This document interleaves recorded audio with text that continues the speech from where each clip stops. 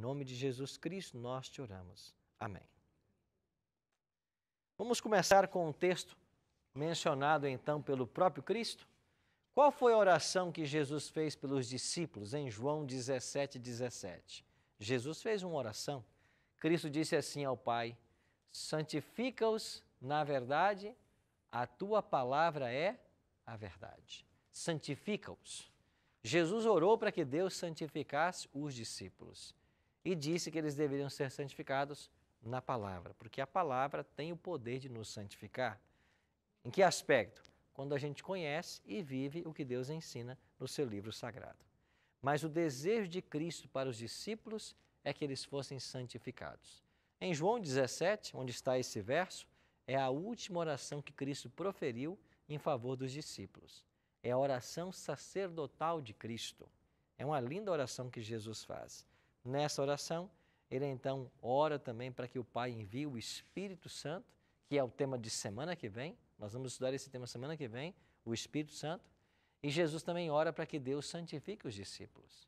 Bom, quando falamos em santidade, a ideia que vem em nossa mente são os apóstolos, né?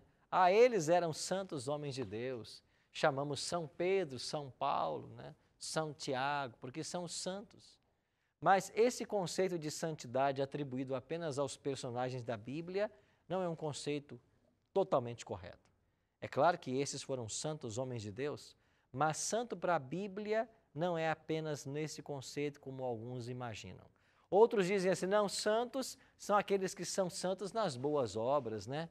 E Madre Teresa de Calcutá é um exemplo disso, alguém que praticou boas obras ao longo de toda a sua vida. Então era uma santa mulher. Bom, isso também está correto, né? No sentido da sua piedade, na sua dedicação à humanidade. Mas o que quer dizer a palavra santo, finalmente? O que quer dizer santificação? Como que alguém pode ser santificado?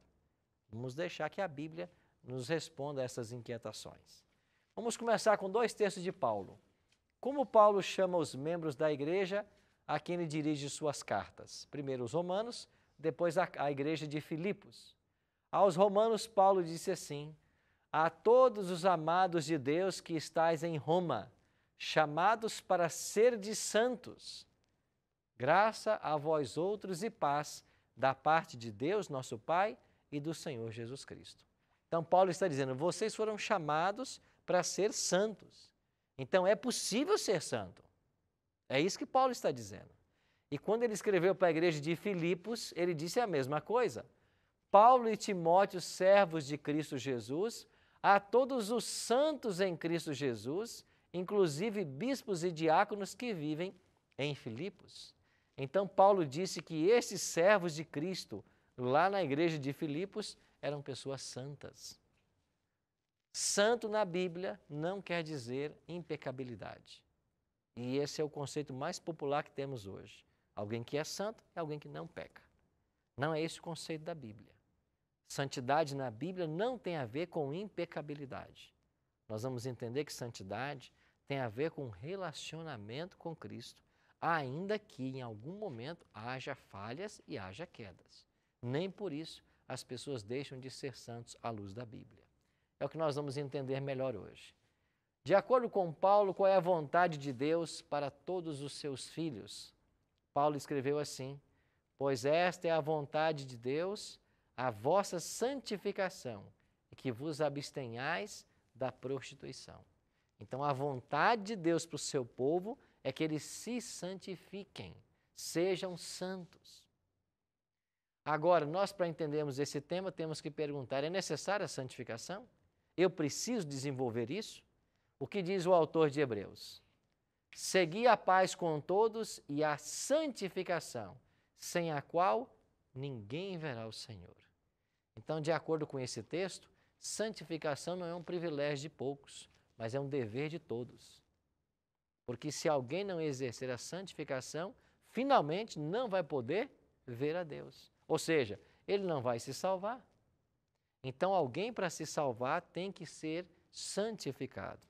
Bom, a salvação na Bíblia, ela está definida em 3 tempos.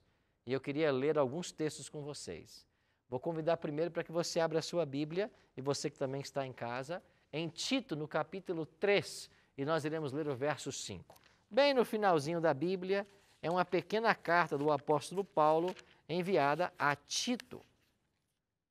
E olha então que ele diz para nós, capítulo 3, verso 5. Nós estamos na página 806 da Bíblia que estamos usando aqui no nosso estúdio.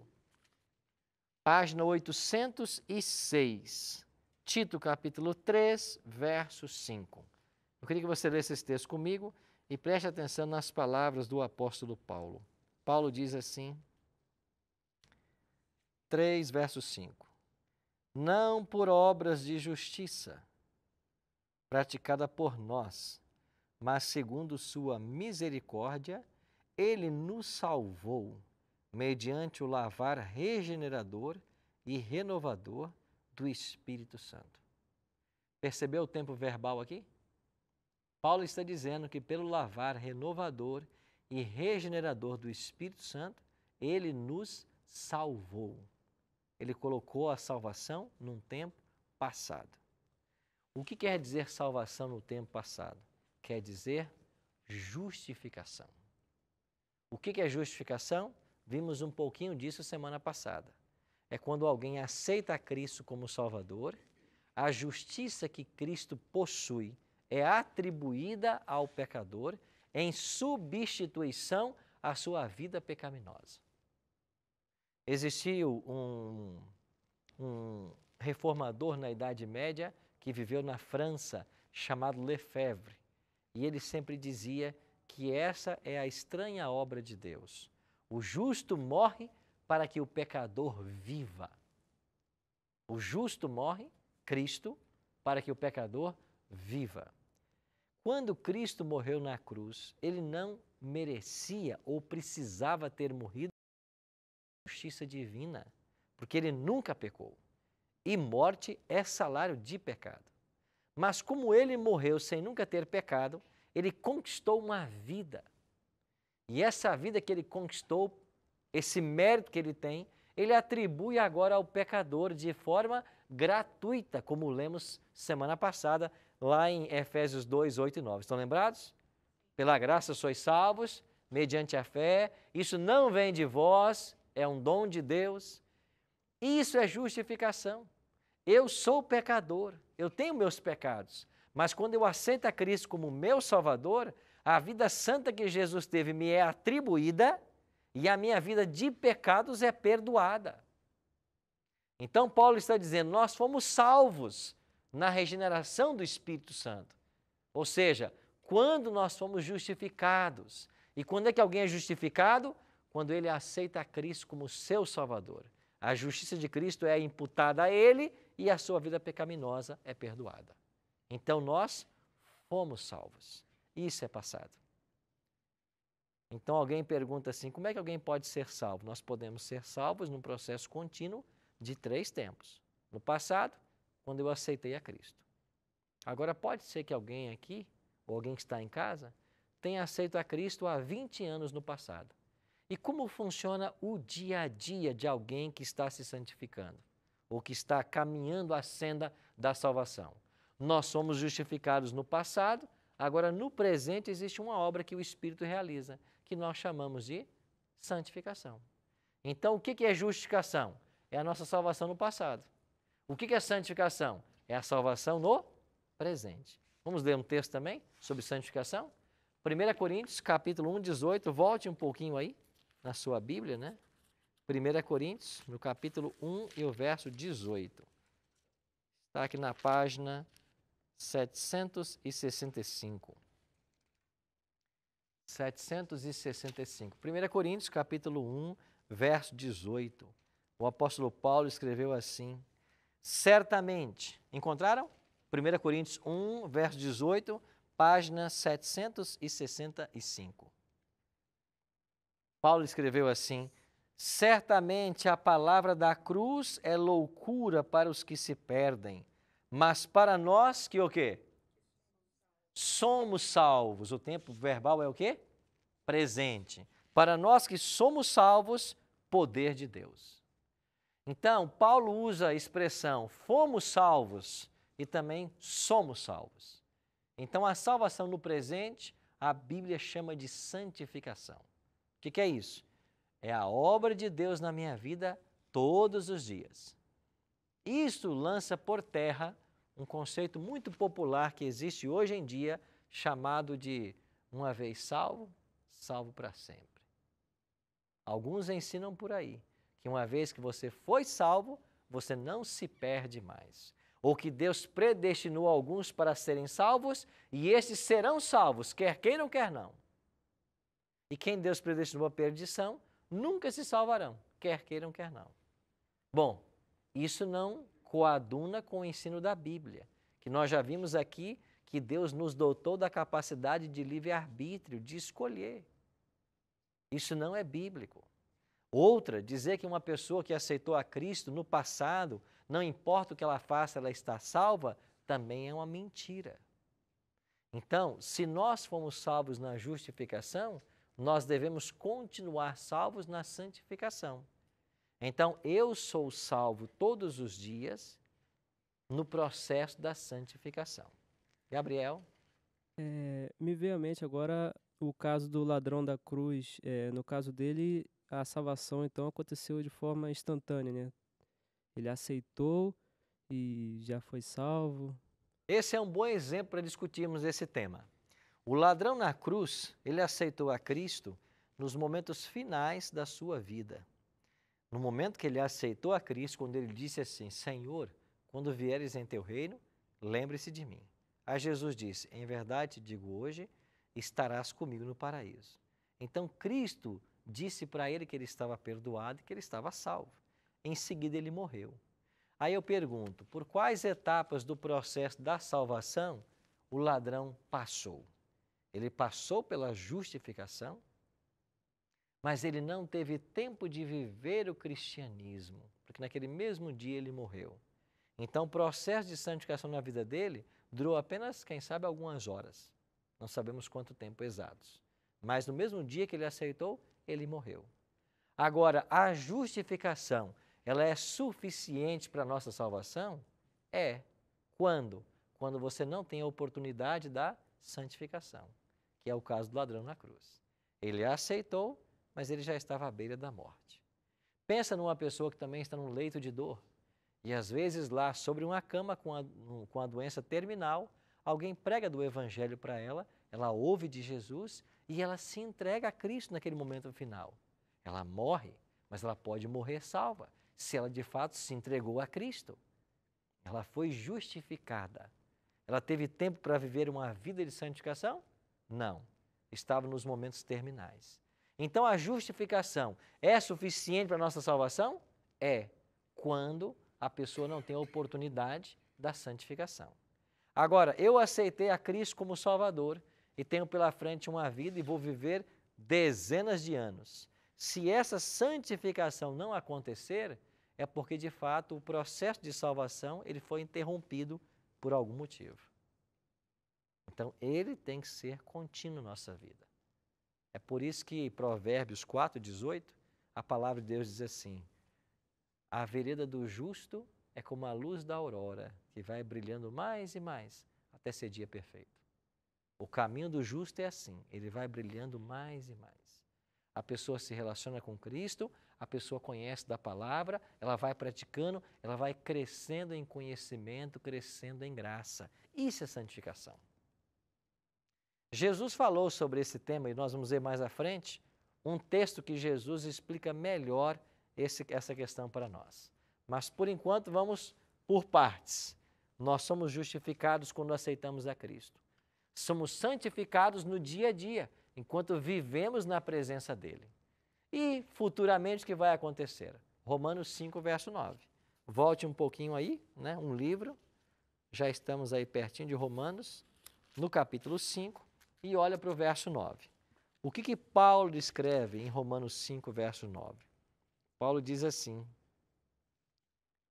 logo, muito mais agora, sendo justificados pelo seu sangue, seremos por ele o quê? Salvos da ira. Você viu em que tempo verbal apareceu aqui? Seremos por ele salvos. O tempo verbal foi para o futuro. Quando é que nós seremos salvos da ira de Deus? Quando vier o grande dia do juízo. Quando Jesus voltar. Quando Cristo vier para dar a recompensa. Então, a terceira etapa do processo de salvação, nós chamamos de glorificação, que será o momento em que a recompensa será dada. Essa expressão glorificação é tirada dos escritos de Paulo. E se você for para 1 Coríntios, aqui mesmo, bem à frente aí, dá uma olhadinha no capítulo 15. Nós estávamos em 1 Coríntios agora instantes atrás. 1 Coríntios capítulo 15, olha para o verso 51. Página 775. 1 Coríntios capítulo 15, verso 51. Olha o que Paulo escreveu. Eis que vos digo um mistério. Nem todos dormiremos, mas transformados seremos todos. O que é dormir para Paulo nesse verso? É morrer, é morrer. A Bíblia compara a morte a um sono. Nós vamos ter um programa que vamos estudar só sobre a morte.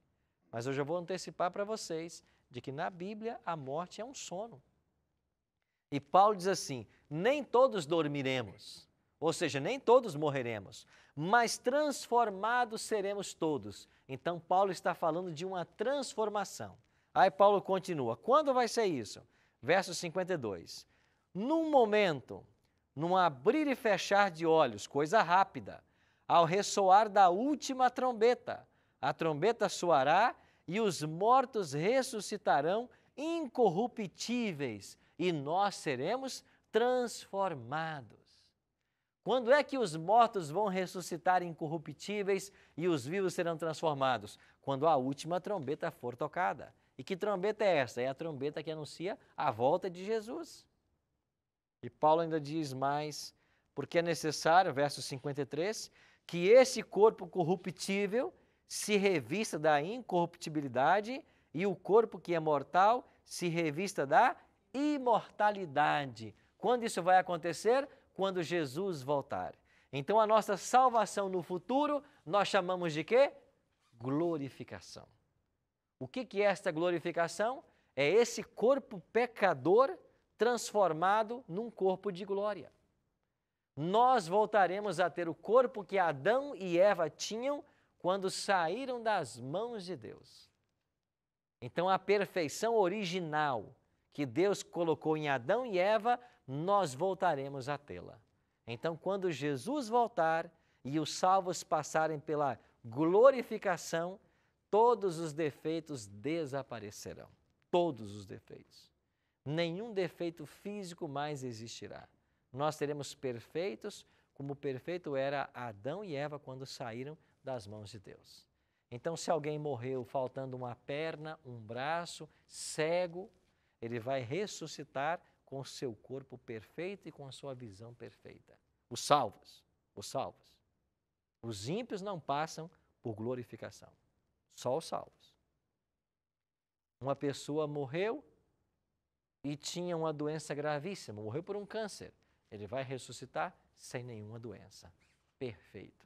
Paulo está dizendo, o nosso corpo corruptível vai se revestir da incorruptibilidade. E qual é a mudança mais acentuada que vai acontecer? A nossa tendência para o pecado, que nós herdamos por causa do erro de Adão e Eva, ela deixará de existir. Nós não mais teremos tendência para o mal, para o pecado. Essa natureza pecaminosa, ela vai ser arrancada de nós na glorificação. Sim, Vanessa? Pastor, uma pergunta. Meu pai faleceu muito novo, com 22 anos, morreu afogado.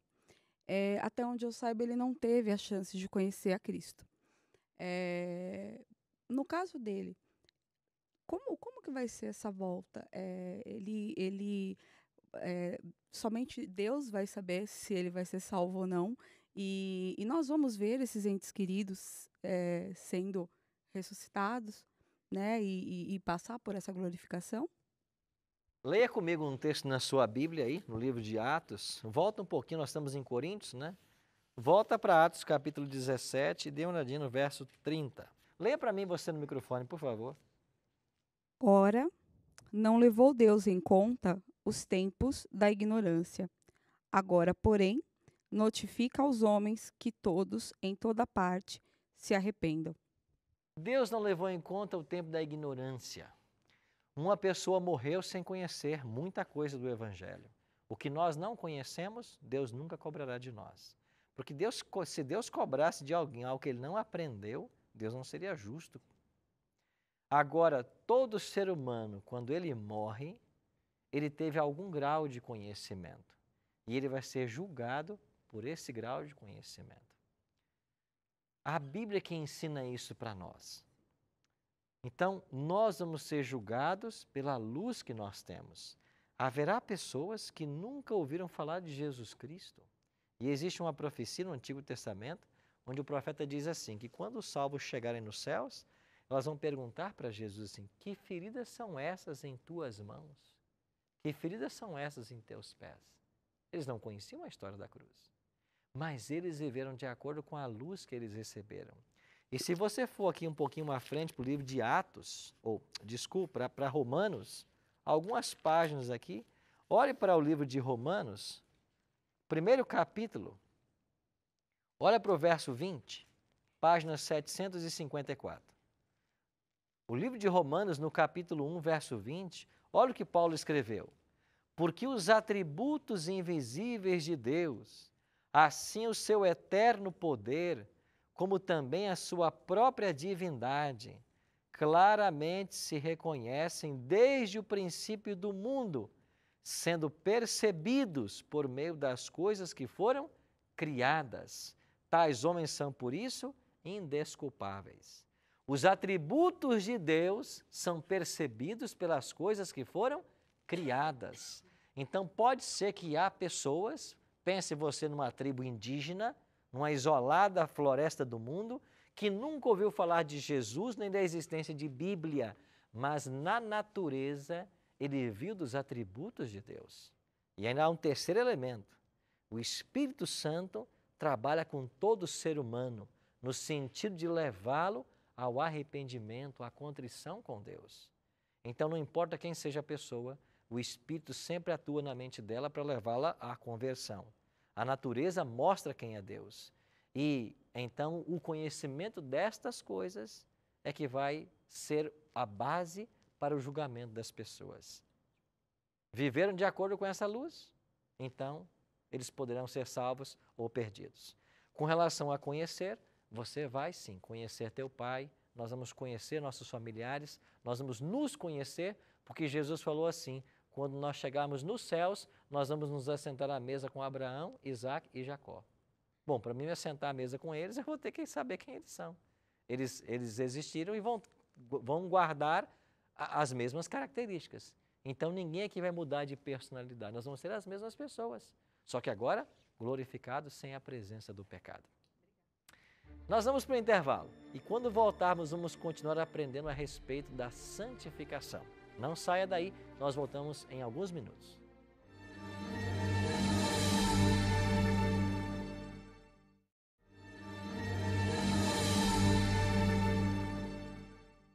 Estamos de volta com o programa Bíblia Fácil, aprendendo a respeito da santificação.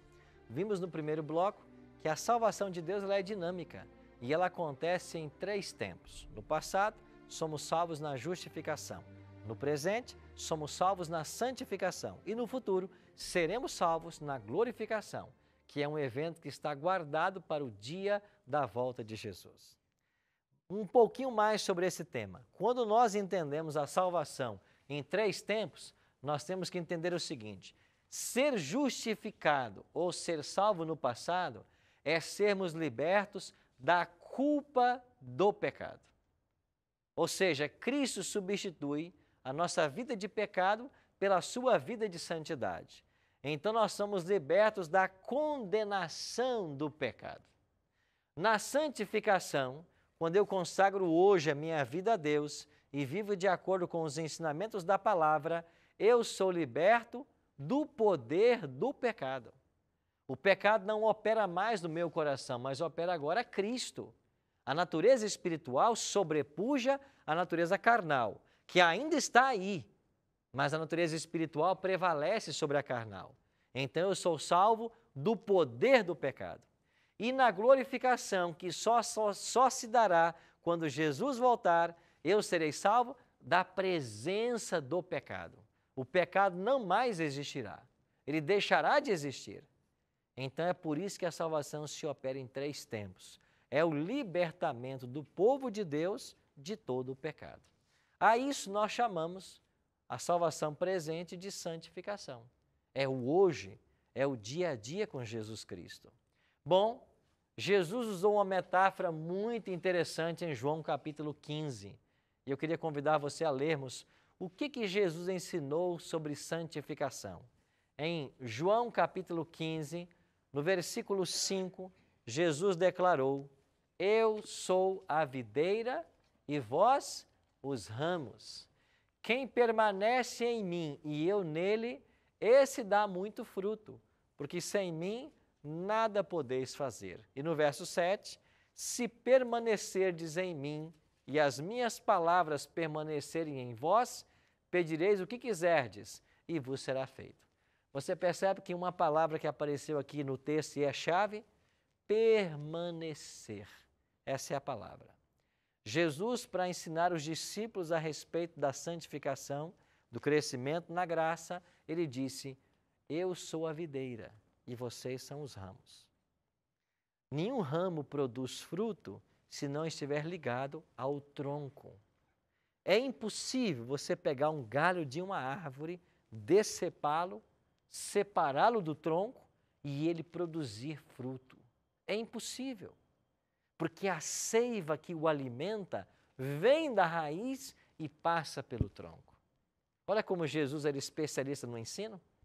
Bem conhecidos dos discípulos, eles estavam habituados com esta cena. Jesus disse: olha, eu sou a videira e vocês são os ramos. Quem permanece em mim, esse dá muito fruto. Que fruto é esse? Paulo falou, os frutos do Espírito, lá em Gálatas 5, 22, 23. Paz, mansidão, domínio próprio, benignidade. Ou seja, estes são os frutos que nós produzimos por estar ligados a Cristo. Maria? Então, pastor Arilton, você está falando de santificação. Santificação é ser santo, viver a palavra de Deus. É isso? Certo. Entendi? Então, aí no caso, você, né, um homem de Deus, né, um pastor, vive a palavra de Deus. Então, você se considera um santo? Claro. No sentido bíblico, essa é a questão. Quem é santo? A palavra santo na Bíblia, na sua etimologia, ela significa separado. Esse é o significado de santo na Bíblia. Então, quem é que foi separado? É alguém que vivia de acordo com as diretrizes do mundo, a algum momento ele conheceu o Evangelho e ele deixa de seguir as vãs filosofias, a corrente que o mundo apresenta, para seguir agora a palavra de Deus. Ele foi separado do mundo. Nesse sentido, é que ele é santo. É por isso que as cartas de Paulo começam assim: aos santos em Éfeso, aos santos em Filipos. Quem eram os santos que Paulo se dirigia? Os membros da igreja, que haviam aceitado a Cristo e haviam abandonado aquele mundo que eles viviam de pecado. Então, e você, então, também é uma pessoa livre do pecado? Quer dizer, você não comete pecado? Deixa eu voltar a esse slide e eu respondo sua pergunta. Aqui, nós somos livres da culpa do pecado. Não precisamos mais morrer, porque Jesus morreu por nós. Fomos justificados. Aqui, nós estamos sendo salvos do poder do pecado. Só que nós só seremos salvos da presença dele na glorificação. Então, ainda que nós estejamos salvos, nós estamos sendo libertos do poder do pecado. E enquanto eu estou ligado a Cristo, que é a videira, eu estou liberto do poder. Agora, a Bíblia também diz assim: o pecado jaz à porta, a ti convém resistir a ele. Então, todos os dias, não importa quem seja, todo ser humano é tentado. É o pecado. Nós devemos aprender uma coisa: ninguém peca na presença de Jesus. Ninguém. Toda vez que você peca, é porque você saiu de perto dele para cometer o pecado. Na presença dele, você não peca. Então, quando uma pessoa quer escolher o pecado, ela tem que sair de perto dele. Porque na presença dele, você não consegue pecar. Você quer respeitar, você quer estar bem. Assim é com Deus também. Fátima? E quem peca e não se sente perdoado, não consegue se livrar daquela culpa, no caso do primeiro slide ali que o senhor passou, pastor?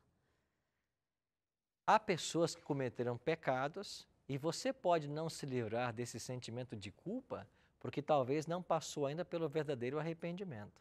É porque é o arrependimento que vai te ajudar a se livrar do sentimento de culpa. Agora, muitas pessoas também não se livram do sentimento de culpa pelo não conhecimento do Evangelho. Eu vou explicar. Quando Cristo nos perdoa, a promessa dele é o seguinte: eu vou perdoar você e vou lançar o seu pecado nas profundezas do mar e deles não mais vou me lembrar. Lembra do profeta? É isso que ele ensina. Agora, quando uma pessoa não conhece plenamente o Evangelho, ele não sabe como funciona essa questão do perdão. E ele fica preso a um ato que ele cometeu no passado e ele não se sente perdoado. Nós temos que aprender a confiar em Cristo, que nos perdoa. E quando eu entendo como funciona o perdão, que Deus nos perdoa, Deus esquece, eu também devo esquecer. Existe um texto que vai nos ajudar. Deixa eu ver se é o próximo aqui. Aqui vai nos ajudar. De quem é a obra de santificar? Santificar tem a ver com livrar da culpa, porque nós também caímos no processo de santificação. E aí Paulo diz assim: o mesmo Deus de paz vos santifique em tudo, o vosso espírito, alma e corpo sejam conservados íntegros e irrepreensíveis na vinda de nosso Senhor Jesus Cristo. Então é Deus quem nos santifica. E Ele faz essa santificação de que forma? Ele nos santifica através da obra do Espírito. É o Espírito que nos santifica todos os dias. Em João 14, verso 6, Jesus diz assim: quando viesse o Espírito Santo, Ele nos convenceria do pecado, da justiça e do juízo. É o Espírito quem nos convence.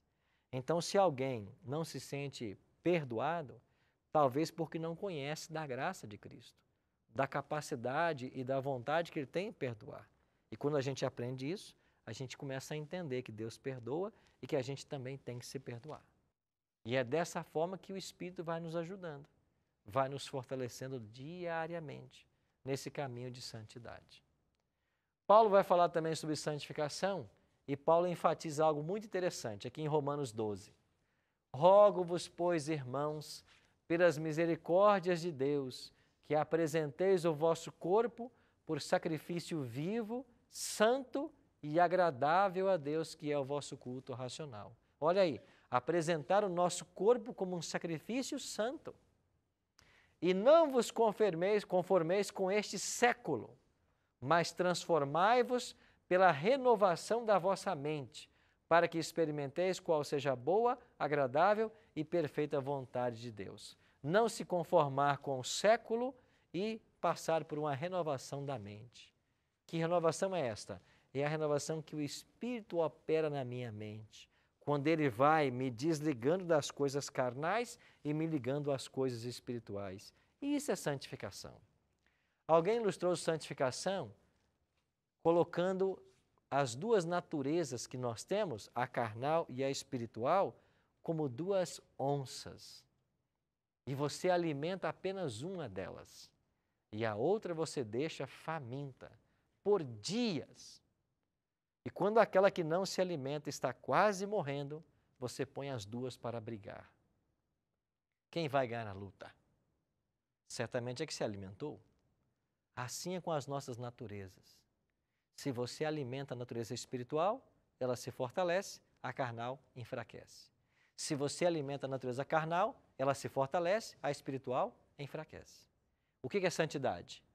É viver alimentando a natureza espiritual. E como eu alimento a natureza espiritual? Lendo a palavra de Deus, frequentando a igreja, orando, ajudando as pessoas, pregando do Evangelho de Cristo, ensinando para os outros o que Jesus ensinou. E é dessa forma que eu fortaleço a natureza espiritual. Quando vem a prova, o que acontece, Maria Cida? Quando vem a prova, a natureza espiritual está forte, ela resiste à prova. E quando é que a gente cai? Quando a gente enfraquece ela, alimentando a natureza carnal. Aí eu não leio a Bíblia, eu não oro, eu não frequento a igreja. A natureza espiritual fica fraca. Quando vem a tentação, a gente cai. Mas mesmo quando a gente cai, ainda há uma promessa de perdão, de restauração. Então esse é o plano que Deus tem. É isso que a gente chama de santificação. E o segredo é ficar ligado à videira, que é Jesus Cristo. Jaqueline? O senhor falou que a frequentar a igreja nos fortalece. Qual a importância de realmente... Porque hoje em dia tem muita gente que fala, eu não frequento igreja, mas eu tô bem em casa, eu leio a Bíblia em casa, eu oro em casa. Qual a importância de realmente frequentar uma igreja para se fortalecer? Se você vai para Atos capítulo 2, assim quando começa a igreja cristã primitiva, Atos capítulo 2 vai dizer que eles estavam juntos em tudo, no comer do pão, nas orações, louvavam a Deus de casa em casa e no templo. Então, havia a vida cristã em comunidade. Não só havia a vida religiosa particular, nas orações, na devoção, na leitura da Bíblia, mas havia a vida cristã coletiva. E essa vida cristã coletiva, ela se dava no templo. Então, hoje nós não temos mais o templo, hoje nós temos as igrejas. Então, a igreja é um local que deve nos reunir para estudarmos a palavra de Deus, para nos confraternizarmos como irmãos, para louvarmos a Deus. E o autor de Hebreus diz assim, não nos deixemos de congregar, como é costume de alguns. Então, o autor de Hebreus nos motiva a irmos congregar. O salmista tem vários salmos que diz, que nós devemos ir à presença de Deus com louvores, com cânticos. Então, o culto congregacional, ele está presente em toda a Bíblia. E quando na igreja você tem estudo da Bíblia, você tem momentos de oração, de confraternização, isso de fato faz nos crescer espiritualmente. Ninguém vive o cristianismo isolado. Na Bíblia não tem cristianismo isolado. Essa ideia de ermitão, de alguém que é cristão, que quer viver isolado para ser cristão, ela não é bíblica. Não existe cristão isolado na Bíblia. O cristianismo é vivido em comunidade. E Paulo vai usar, a Bíblia usa várias figuras de linguagem para descrever essa comunidade. Paulo fala do corpo, que o olho não pode dizer que é mais importante e vive sem o braço, ou o braço dizer que é mais importante e vive sem a perna, porque todos os órgãos são interdependentes. Assim é com a igreja. Todos nós somos dependentes uns dos outros. E é nessa dependência que nós nos fortalecemos espiritualmente. Maria Cida? Então, é uma dúvida, assim, que você disse, assim, até quando a Vanessa, falou sobre a questão do pai, ela perdeu o pai muito novo, então ela acha que ele não teve a salvação, não é isso, Vanessa? Então, assim, aí você falou que Deus não vai cobrar de alguém que não conheceu. Ele vai ser julgado pela luz que ele teve. Então, uma pessoa, que comete um pecado, no caso, a gente está aqui, essas semanas, aí eu não trato bem minha colega, eu estou sempre assim ignorando, fazendo ela ficar com a autoestima baixa, então isso para mim é pecado. Claro. Mas eu não tenho consciência disso. Ok. Então isso para mim não seria um pecado? É pecado, mas você vai ser perdoado por isso, por não saber que era pecado. Na língua grega, o apóstolo Paulo usa dois termos, áfesis e páresis. São palavras que o apóstolo Paulo usa. Uma delas significa perdoar, a outra significa ignorar. Deus perdoa e Deus ignora. Deus perdoa quando você sabe que é pecado e pede perdão. Deus ignora quando você pratica sem saber que estava errando. Deus ignora isso. Qual é o conselho que o apóstolo Pedro nos dá a respeito da santificação? Pedro diz assim, antes, crescei na graça e no conhecimento do nosso Senhor e Salvador Jesus Cristo. A Ele seja a glória tanto agora como no dia eterno. Percebam as palavras que o apóstolo está usando. Antes, crescei na graça e no conhecimento. Você não pode ser o mesmo crente que você era há 10 anos atrás, há 5 anos atrás. Você tem que crescer na graça e no conhecimento. O que é crescer na graça? É esse aprofundamento religioso. O que é crescer no conhecimento? É o que nós estamos fazendo. É abrir a Bíblia, é ler, é descobrir, saber o que é certo e o que é errado. Isso é crescer no conhecimento. Nós não podemos parar de crescer no conhecimento, porque crescer em conhecimento e em graça é parte do processo da santificação. Então, o convite para nós hoje é: você está disposto a tomar a decisão de se relacionar com Cristo diariamente através da oração e do estudo da Bíblia? Está disposto você a abrir o seu coração à influência do Espírito e permitir que Ele te transforme à imagem de Cristo? Isso é santificação. Então, o que é ser santo? Não é nunca cometer pecados, mas é buscar ser semelhante a Ele.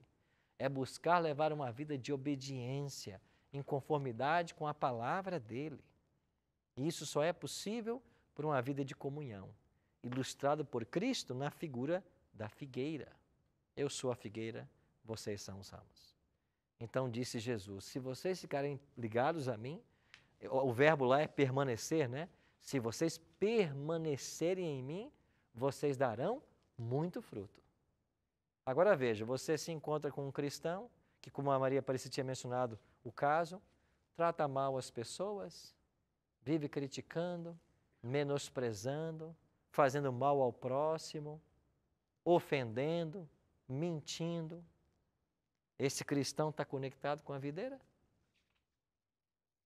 Não. Agora você encontra uma pessoa amável, bondosa, que se interessa pelo bem-estar de todos, que compadece daqueles que sofrem, que procura ajudar. Estas boas obras podem estar evidenciando que essa pessoa tem uma relação com Jesus Cristo, uma comunhão com Ele. E é por causa disso que essas coisas estão sendo produzidas. E eu volto ao último ponto aqui. Estão lembrados de quando eu falei de que a justificação é suficiente para a minha salvação? Porque Cristo me perdoou. Daí vem os frutos do Espírito. Agora, se eu não fico perto dele e quiser praticar boas obras, eu até consigo, mas que valor elas terão? Nenhum. Sabe por quê? Porque até as nossas boas obras separadas de Cristo, elas são más obras. E infelizmente há uma linha do cristianismo na atualidade que te ensina a alcançar a salvação praticando boas obras. E este não é o plano de Deus. No plano de Deus existem boas obras, mas elas não são o caminho para a salvação. Elas são o resultado da salvação. Então, quem pratica a boa obra esperando ser salvo, está tentando o impossível. Agora, quem é salvo por Cristo depois de uma entrega, naturalmente ele vai praticar as boas obras. E essas boas obras, na vida dele, são até inconscientes. Por quê? Porque ele não está planejando praticar boas obras para ser salvo.